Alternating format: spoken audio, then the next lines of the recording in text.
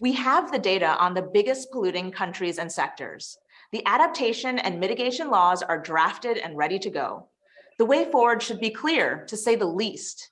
But as we've seen, meeting the challenges of today's ecological emergency isn't quite so straightforward. With Egypt set to host the COP27 Climate Change Summit this November, we're approaching a critical moment for global environmental leadership, a moment that's bound to test their commitment and their will. Here to talk more about what lies ahead and what meeting the moment will require is a UN SDG advocate who's been a fierce voice for the inclusion of indigenous ecological knowledge in climate conversations. Welcome, Hindu Ibrahim. Hello, hello. Hi, so good to see you, Nadira.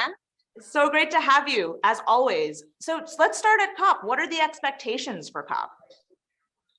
I think COP27, we do have the expectation of high ambitions on reduction of emissions, but mostly on adaptation funding, because yet we talk about the action, but there are not enough money in the tables that can give directly to the communities who are struggling every single day to get adapt.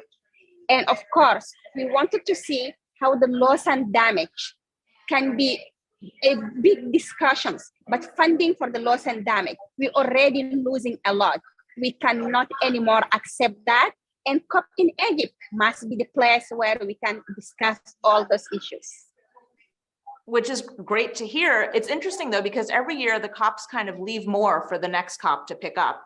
So what do we actually need to be delivered, and how do we close the gap between what's expected and what we absolutely need to see come out of COP27?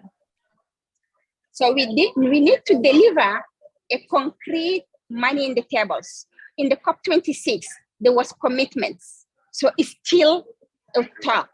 When they commit to say they are giving the money, it is not the real cash in the tables. So in the COP26, we wanted to see how much they are going to put in the tables before the COP28 come.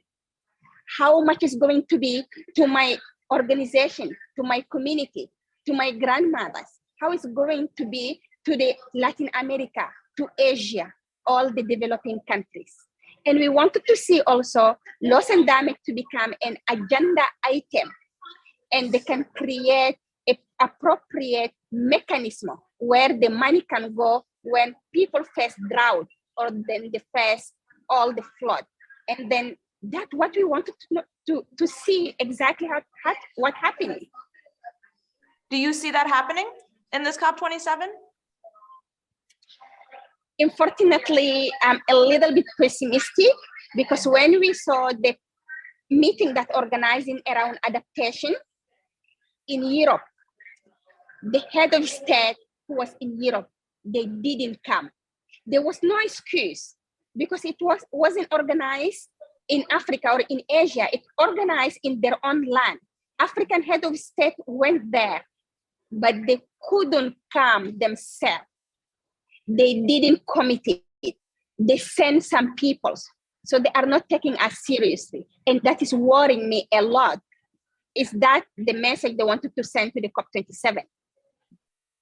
I mean, I asked that question because I sense that there is a hope there, but also a real worry, a real concern. And so I wonder, when you think about how we can encourage those leaders to take this more seriously and to take the commitment seriously, but also the follow through, what are the actions you want to see all the stakeholders take to kind of drive this forward? What can each of us, but also all the sectors concerned, do in their own power to drive the ball forward?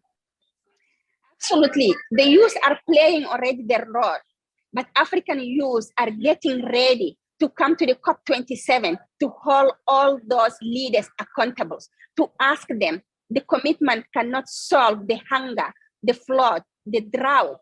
The commitment cannot plant a tree, cannot give a fresh water to the peoples. And that message, young people are coming with it. The women are organized with the solutions. Like in my organizations, I'm going to bring some women who have already did a solution on the ground from Burkina Faso, Mali, Benin, Chad, Niger. They are going to come and talk by themselves about the solution that they are already building in their own communities. Indigenous women are the ones who are responding to the solutions, and we wanted to show them that. But of course, the citizens who are not attending the COP, they must also do their best. Vote for the right peoples.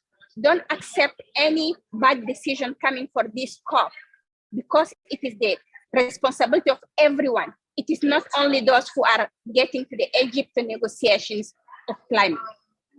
That personal responsibility angle is so critical. And it's one that, again, we can all engage in. But when we think about accountability, which is a word that we've heard a ton, what does accountability mean to you in this context? What can we do to actually hold all these stakeholders accountable? Because you're absolutely right. A commitment does not plant a tree, and we need to actually bridge that gap. So one of the commitments that we can just to hold them accountable on it, it's making a clear accountability from what the committee in Glasgow, they say they're going to give 1.7 billion to indigenous peoples. They say 25 billion for forests. They say 16 billion for the restoration of the land. They must tell us, where is this money? Is that coming from the development money? Is that additional coming from the bank? Is that the countries? So this is the first step of accountability and transparency that we wanted to see. They must publish everything around what they talked about it. The second accountability, it is around the action. They said they are going to reduce the emissions. Okay, fine. The emissions are increased. So if they can just tell us how much themselves, they are turning off the light, they are not getting the car who is polluting, they are not going back to the nuclear power or to the all this dirty energy, they are shifting to the renewable, so then we can hold them accountable on it.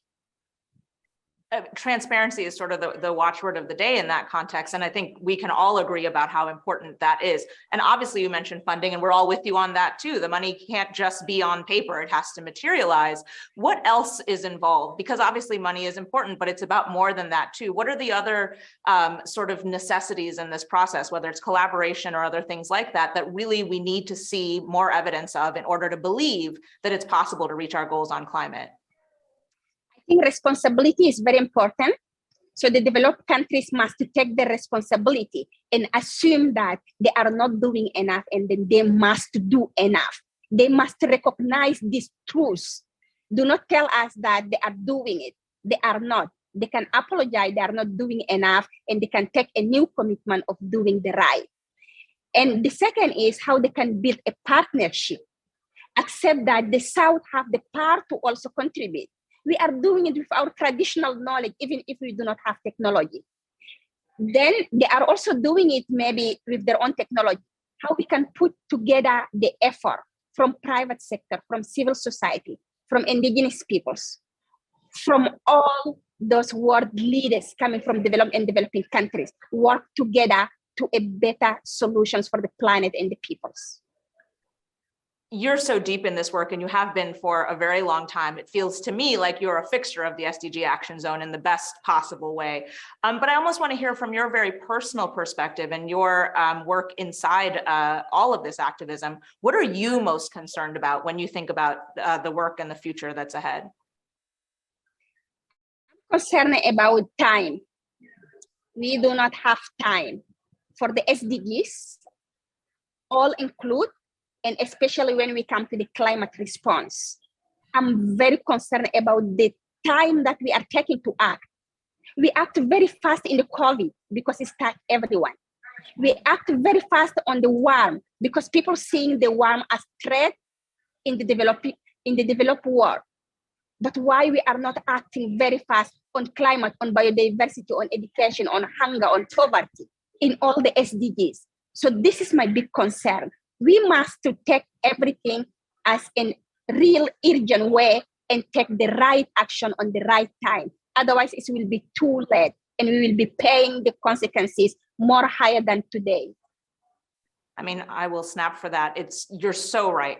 And we've heard actually that we're going to blow through that 1.5 degrees that we've been talking about for so long. In that context, how does that make you feel? And two, how much more urgent could it be? How do we keep going when in some ways the goals that we're reaching for seem unattainable, but when they should actually be motivating us even more because there is so much work to do and time is ticking down, to say the least. We already living the 1.5 degree in chat in my country and in my community. We have our water that disappear, shrinking to more than 90%. People are fighting to get access to the natural resources. And we are seeing that now around all the Europe, there are fire every places. There was drought because they was thinking that they do not have drought, but they get drought in France and they are thinking about how many liters each human being can use a day. They are flood in US. So the urgency is in the door of every one of us. So that's how they must see it. Maybe it is more impacting the developing countries because we don't have more capacity to respond, but they will be also lacking the capacity to respond in their own place when you see the people who become homeless in US because of the flood or homeless in Europe where there is drought and fire.